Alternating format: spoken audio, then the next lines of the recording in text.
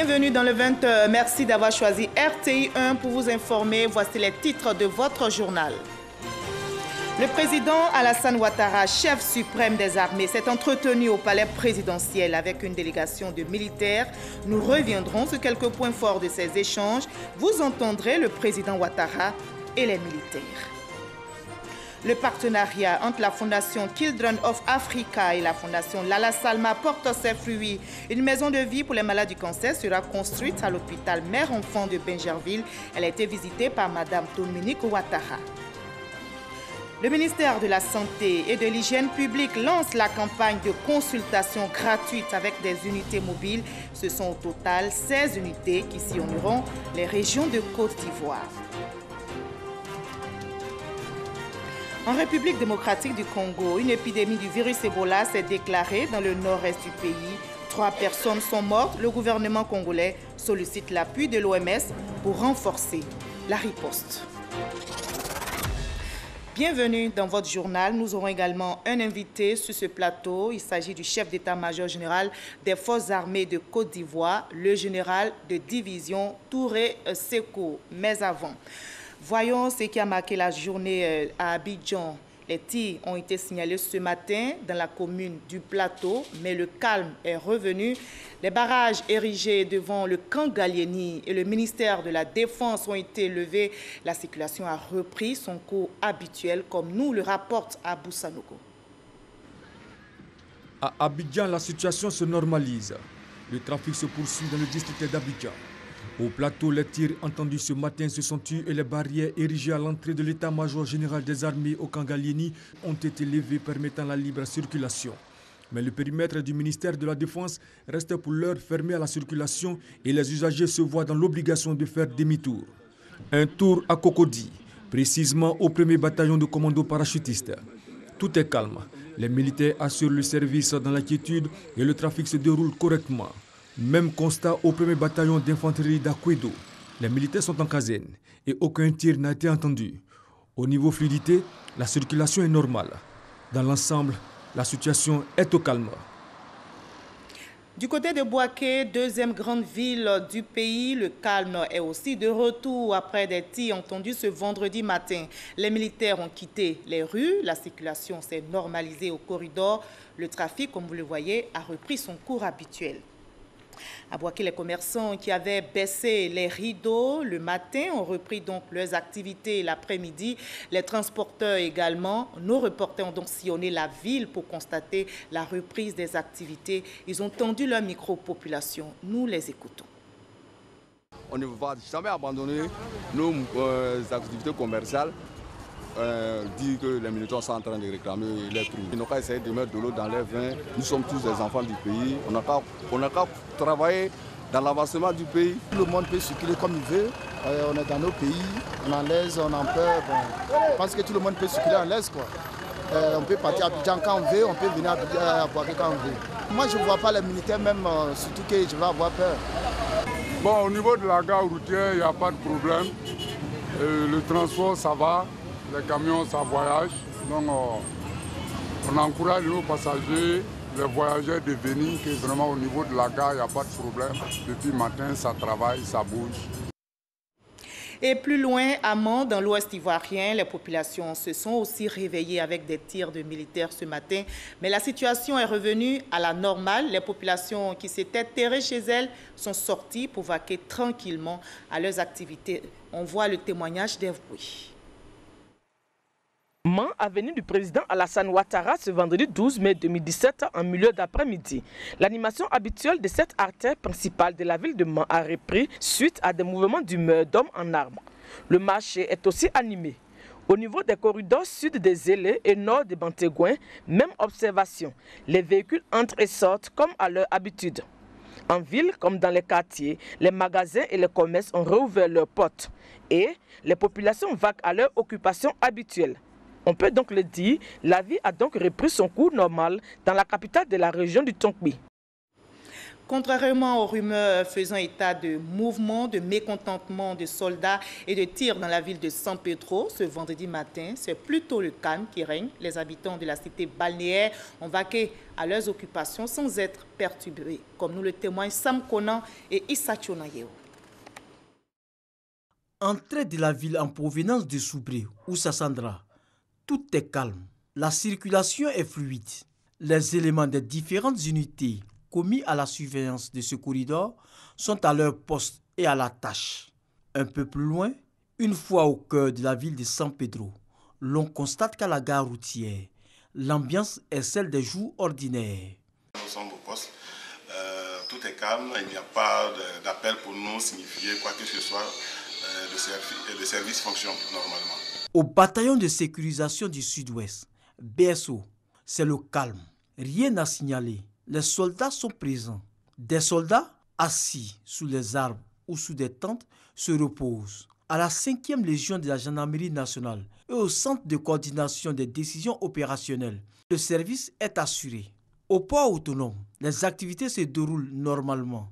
Les commerces sont ouverts. Il en a été ainsi jusqu'aux heures de fermeture normale des jours ordinaires, fixées à 18h voire 19h. Le préfet des régions Koulibaly Ousmane a appelé les populations à poursuivre leurs activités dans la sérénité. Mercredi, au palais présidentiel, le chef de l'État a eu une rencontre avec une délégation de militaires. Les hommes en tenue ont regretté leurs actes. Ils ont demandé pardon au président de la République et ont indiqué qu'ils renonçaient à leurs revendications. Fait le point avec Abiba Dambélé Saoui. Toujours attentif aux revendications sociales, surtout quand elles sont de nature à troubler la quiétude des Ivoiriens. Depuis son accession à la magistrature suprême, le président Alassane Ouattara a fait de l'amélioration des conditions de vie des populations une priorité. C'est ainsi qu'il a reçu mercredi, en présence des membres du gouvernement, des grands commandements, les représentants des 8400. Conscients des dommages causés par leur mécontentement sur la stabilité du pays, les soldats ont fait leur mea culpa. Excellence, Monsieur le Président de la République, chef suprême des armées, père de la nation, qu'au nom du contingent 8400, le contingent dénommé EAN et ADS, je voudrais qu'on vous présente de façon solennelle toutes les excuses pour les différentes situations malheureuses que nous avons connues. Nous sommes toujours à votre disposition et que notre mission n'a pas changé. Nous nous souvenons de nos devoirs, même si nous avons quelquefois réclamé plus de droits. Nous, soldats des armées, terre, mer, air, renonçons définitivement à toute revendication d'ordre financier. Nous faisons confiance à nos autorités et les exhortons à mettre en œuvre la loi de programmation militaire, le seul instrument susceptible d'améliorer durablement les conditions de vie et de travail des militaires. En sa qualité de chef suprême des armées, le président de la République s'est dit réconforté par cette démarche républicaine des soldats. Le rôle du chef de l'État, du père de la nation, c'est d'être à l'écoute de tous les Ivoiriens et de faire en sorte de les comprendre et de tout faire pour amener la Côte d'Ivoire à consolider la paix. Voyez-vous, ces événements ont été douloureux. Les Ivoiriens ont été effrayés pendant cette période.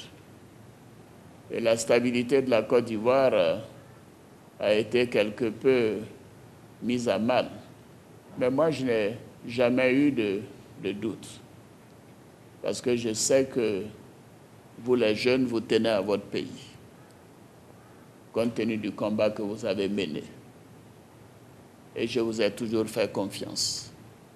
Cette fragilité, nous devons tout faire pour la surmonter. Transformer cette faiblesse en une force. Et ce que vous venez de dire est le démarrage de ce processus. Voyez-vous, j'apprécie tout particulièrement, surtout compte tenu de votre âge, d'avoir mis les intérêts de la nation au-dessus des intérêts particuliers et personnels. Vous êtes avant tout des militaires, les garants de la sécurité et de la paix. Et votre carrière, c'est dans l'armée. C'est d'être de vrais et de bons militaires qui donnent confiance à la nation. Et la déclaration que vous venez de faire est une déclaration sage, pleine de sagesse et de responsabilité. Et surtout votre décision de renoncer définitivement à toute revendication d'ordre financier. Et je vous félicite pour cela. Je vous félicite parce que la Côte d'Ivoire traverse des moments très difficiles. Et je vous demande que cela ne se reproduise plus.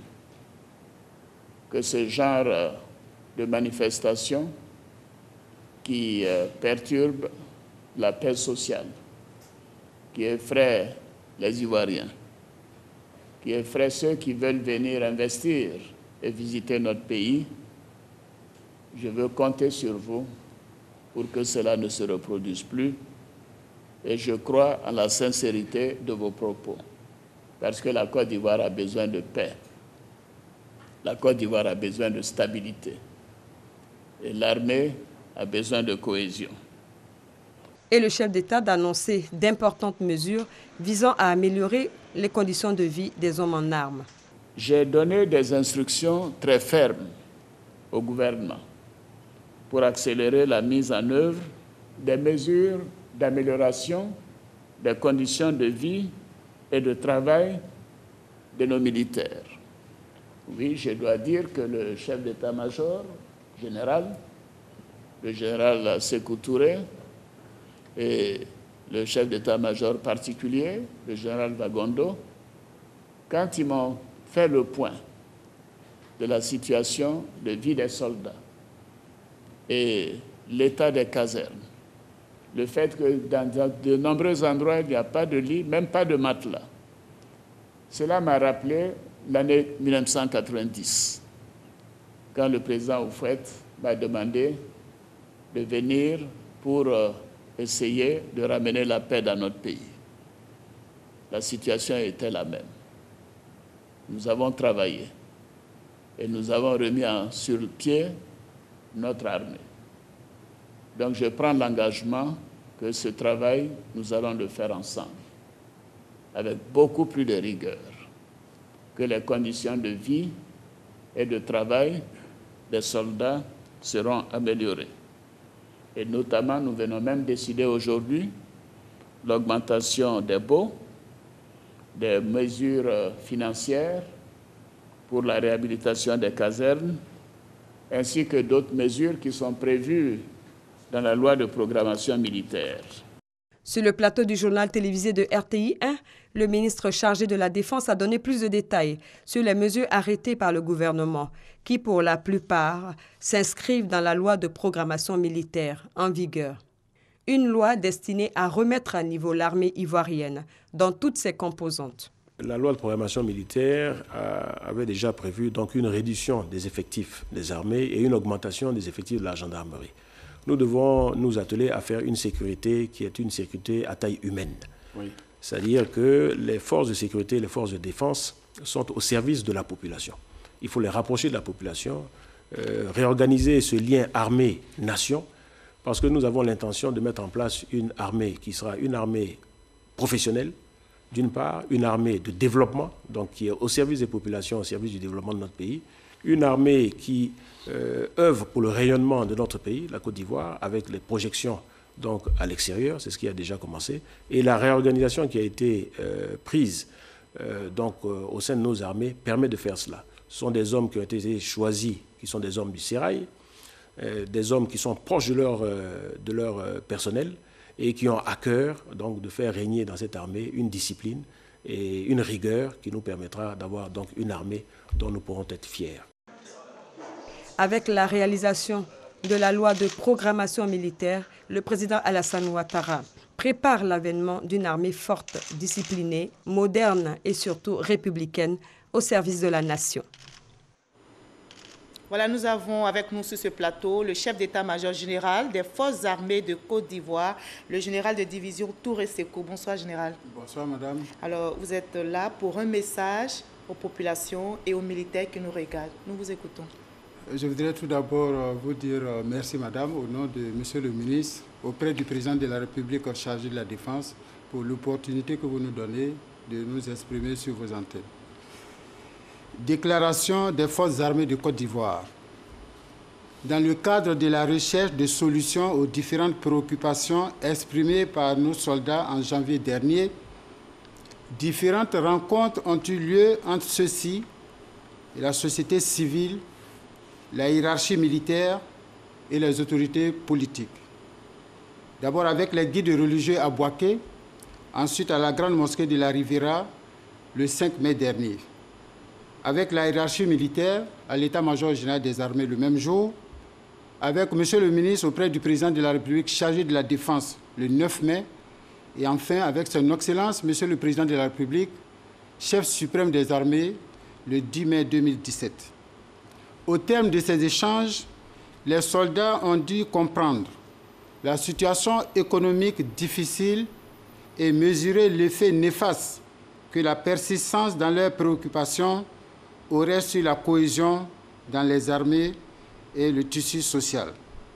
Ils ont donc, dans un élan patriotique et devant son Excellence, Monsieur le Président de la République, chef suprême des armées, volontairement décidé de renoncer à toute revendication d'ordre financier. En retour, son Excellence, Monsieur le Président de la République, chef suprême des armées, a donné instruction pour la mise en œuvre effective de la loi de programmation militaire qui prend en compte les préoccupations des armées dans leur entièreté.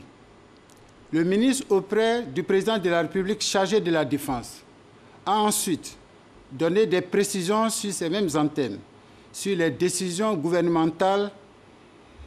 Si l'attitude républicaine et responsable de nos hommes est à saluer, il est à regretter que certains d'entre eux, se désolidarisant de leurs camarades du contingent et ainsi de l'ensemble de leurs frères d'armes, aient entrepris de perpétrer des actes peu honorables de méfiance à l'autorité.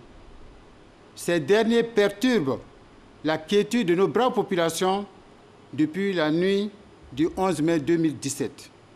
Ainsi, comme vous l'avez constaté, des tirs ont pu être entendus dans plusieurs casernes à l'intérieur de notre pays, comme à Abidjan. L'état-major général des armées lance donc un appel au calme et invite l'ensemble des militaires à respecter le cadre réglementaire du travail et à faire preuve d'une grande discipline. En tout état de cause, tout militaire se livrant à des actes répréhensibles s'expose à des sanctions disciplinaires sévères telles que prévues par le règlement de discipline générale. Fait à Abidjan, le vendredi 12 mai 2017, le chef d'état-major général des armées. Je vous remercie, madame. Merci, général Touré Sekou, d'être passé sur notre plateau pour ce message. Merci. 293 élèves sous-officiers, dont 13 filles, ont intégré officiellement vendredi l'école de gendarmerie de Torogwe après une cérémonie de présentation au drapeau. La cérémonie a eu lieu en présence du commandant supérieur de la gendarmerie nationale et plusieurs autorités militaires et civiles de la région du Haut-Sassandra. Le témoignage de Konaté Ngana. Après 3 mois, 6 jours d'intenses efforts à la fois physiques, intellectuels et moraux, ce sont 293 stagiaires, parmi lesquels figurent 13 jeunes filles, qui ont été jugées aptes par les maîtres à se présenter au drapeau. Une présentation au drapeau de l'État qui marque la fin de leur initiation et qui rappelle aux élèves sous-officiers la portée de leur engagement d'appartenir à la grande famille de la gendarmerie nationale. Le général Kwaku Kwadjo Nicolas, commandant supérieur de la gendarmerie nationale, s'est réjoui de la tenue de cette cérémonie et a invité les élèves sous-officiers admis à l'école de gendarmerie pour une formation professionnelle à observer la discipline et les règlements militaires. Sous-officiers de première année, le terrorisme et ses sources de financement, le phénomène des coupeurs de route, l'orpaillage clandestin, la grande criminalité sont entre autres les défis sécuritaires qui nécessitent de nous des réponses appropriées. C'est donc l'occasion pour moi d'exprimer toute ma gratitude et ma reconnaissance à son Excellence M. Alassane Ouattara, président de la République, chef suprême des armées, qui ne ménage aucun effort pour nous apporter le soutien nécessaire à l'accomplissement de nos missions. Hier encore, au cours d'un entretien avec les soldats, le chef suprême des armées nous réaffirmait sa volonté de bâtir une armée républicaine au service de la nation, une armée forte et respectée. Il a annoncé l'amélioration de nos conditions de vie et de travail. C'est pourquoi j'appelle tous les gendarmes à s'inscrire dans cette vision du chef de l'État en faisant preuve de professionnalisme et surtout en privilégiant l'intérêt supérieur de la nation. Deuxième temps fort de cette cérémonie, la célébration de l'excellence. 3 majors, des élèves sous-officiers de première année et 2 meilleurs élèves sous-officiers féminins ont été récompensés par le commandant supérieur de la gendarmerie. Les élèves sous-officiers du cycle 2016-2018 de l'école de gendarmerie de Torogoué ont gratifié les invités de par leur premier défilé militaire. Voilà, à noter une édition spéciale sur la rencontre entre le président de la République, Alassane Ouattara, et les militaires vous sera proposée après ce 20h tout à l'heure. Donc. Mais avant, rendons-nous à la primature. Le Premier ministre a accordé une série d'audiences. Amadou Gon Coulibaly a échangé avec une délégation du directoire du groupe Siemens, accompagnée par l'ambassade du Royaume de Belgique en Côte d'Ivoire. Herman Givi. Une délégation du groupe Siemens dans les locaux de la primature pour échanger avec le Premier ministre Amadou Gon Coulibaly. Le groupe Siemens suit avec attention l'évolution de la trajectoire économique que connaît la Côte d'Ivoire. Siemens est un groupe international d'origine allemande spécialisé dans la haute technologie et présent dans les secteurs de l'industrie, de l'énergie et de la santé. Au cours de cette audience, la coopération entre ce groupe et la Côte d'Ivoire était le sujet principal. Et nous sommes très fiers que nous avons pu donner un commitment, que nous avons activé nos opérations sur la Côte d'Ivoire.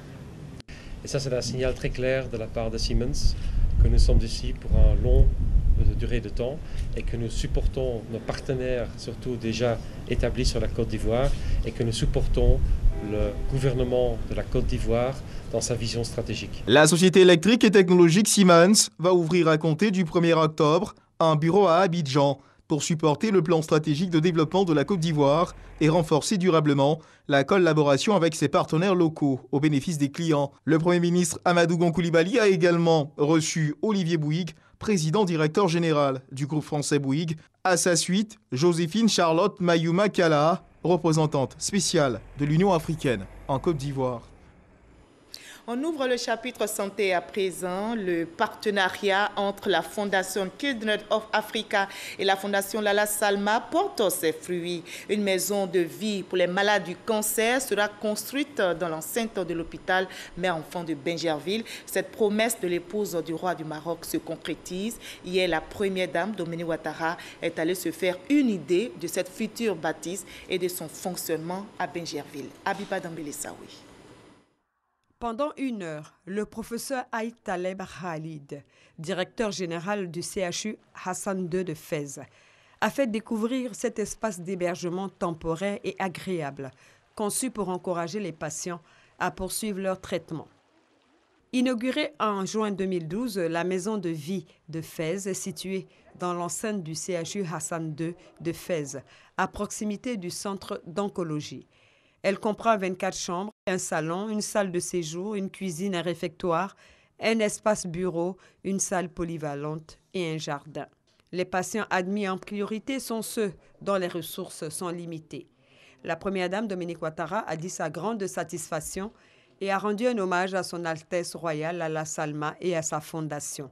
La présidente fondatrice de Children of Africa a promis d'adapter la maison de vie de l'hôpital mère-enfant de Bingerville aux réalités africaines. J'ai été émerveillée non seulement par la conception et aussi par le magnifique entretien qu'il y avait.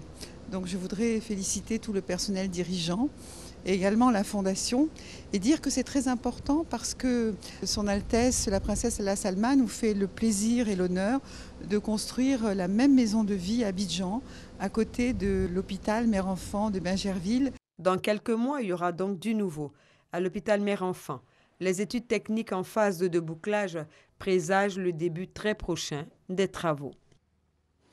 Le ministère de la Santé et de l'Hygiène publique vient de lancer la campagne de consultation gratuite avec des unités mobiles. Ce sont au total 16 unités qui sillonneront les régions de Côte d'Ivoire. Le but est clair, mettre fin aux problèmes d'accès aux soins de santé et prise en charge médicale des populations.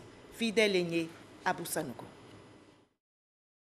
La campagne de vaccination et de consultation gratuite avec les unités mobiles lancées par le ministère de la Santé et de l'Hygiène publique à Lopo, village situé dans la localité de Dabou.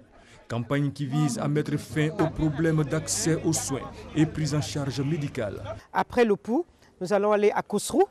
Nous allons également aller même dans les quartiers précaires de Dabou et permettre un peu à cette population d'avoir accès aux soins. Là, nous allons palper, nous allons toucher du doigt les problèmes de santé des populations. Et tout ceci se fait sous le couvert d'un concept que nous avons élaboré, que vous connaissez, Ma santé, ma vie. Je tiens à préciser que ces unités mobiles vont sillonner tout le territoire ivoirien. Nous irons partout. Nous allons aller dans les confins les plus retirés pour donner au ministère de la Santé de pouvoir avoir, par rapport déjà à la carte sanitaire que nous avons, de pouvoir créer notre carte sanitaire et identifier maintenant quelles sont les pathologies prédominantes dans telle ou telle région, en dehors bien sûr des informations que nous avons déjà. Femmes enceintes, enfants et personnes âgées, tous ont bénéficié de consultations et de soins gratuits. Au lieu de se déplacer pour aller à l'hôpital, aujourd'hui l'hôpital est venu à nous. J'ai plus d'informations sur le VIH-Sida. J'ai pu rencontrer un docteur qui m'a donné plus d'informations. Nous saluons cette initiative-là. Au total, 16 unités mobiles de soins vont sillonner toutes les régions de Côte d'Ivoire pour apporter une réponse au manque d'infrastructures sanitaires dans les zones les plus reculées. La réforme sur la pension de retraite est l'un des points forts sur lesquels ont porté les négociations entre gouvernement et syndicats. À l'issue des différentes rencontres, le gouvernement a apporté des aménagements et sur cette question, entre autres, la continuité du paiement du capital décès aux ayants droit d'un fonctionnaire décédé en activité. Grâce Kandou. Le gouvernement ivoirien a apporté des aménagements à certaines dispositions de la réforme sur la pension de retraite à l'issue des négociations entre gouvernement et syndicats. Il s'agit notamment de la restauration des majorations pour familles nombreuses, la jouissance immédiate de la pension de réversion attribuée aux conjoints survivants et la continuité du paiement du capital décès. Des mesures mises en œuvre selon des assurés sociaux de l'IPS Ségraeux. Je suis venue aujourd'hui à la Ségraeux pour ma fille qui est décédée. J'ai été convoquée à la Ségraeux aujourd'hui pour déposer les dossiers pour les formalités et pour être payée dans une semaine. Je suis une veuve. J'ai déposé mes dossiers pour la pension des enfants. Vraiment, ça s'est bien passé. Aujourd'hui, j'ai reçu. Pour l'accueil, en tout cas, ils m'ont bien reçu. Une décision que la plateforme des professionnels du secteur public salue. Toutes ces mesures qui ont été prises par le gouvernement méritent qu'on puisse, n'est-ce pas, les saluer et féliciter le gouvernement également pour avoir pris très rapidement une ordonnance exécutoire qui permettra donc de relever de façon sensible les pensions de retraite de nos camarades fonctionnaires allés à la retraite depuis 2015. À cela s'ajoute le délai de traitement des dossiers de pension qui sont passés de 2 voire 3 ans à moins d'1 mois aujourd'hui. La mise en œuvre réussie de la réforme va, à n'en point douter, impulser un nouvel élan à la protection sociale en Côte d'Ivoire. L'IPS Ségraeux et ses dirigeants ont bien compris en investissant dans la qualité des prestations fournies aux assurés sociaux. Vos efforts viennent d'être couronnés par la récente certification à la norme ISO 9001, version 2008, de l'ensemble de vos activités. L'IPS-SEGRAE se rapproche de ses assurés sociaux à travers l'ouverture de plusieurs agences à Abidjan et à l'intérieur du pays. À ce jour, 12 agences ont été créées. Hors de la Côte d'Ivoire, en République démocratique du Congo, une épidémie du virus Ebola s'est déclarée dans le nord-est du pays. 3 personnes sont mortes. Le gouvernement congolais sollicite l'appui de l'OMS pour renforcer la riposte. La dernière épidémie d'Ebola en RD Congo remonte à 2014, rapidement circonscrite. Elle avait fait officiellement 49 morts. Le Kalanda fait face à d'importantes inondations depuis plusieurs semaines. Le Québec a donc les pieds dans l'eau, comme vous le voyez. Plusieurs villes et villages sont touchés, forçant donc l'évacuation de près de 3700 personnes. Ces inondations sont liées à un phénomène saisonnier et donc car elles surviennent après la fonte des neiges. Certaines communautés ont décrété, décrété l'état d'urgence. C'est la fin de ce 20h. Merci à vous tous de votre aimable attention. Mais ne décrochez pas, une édition spéciale sur la rencontre entre le président de la République Alassane Ouattara et les militaires vous sera proposée tout juste après ce 20h. Merci et à demain.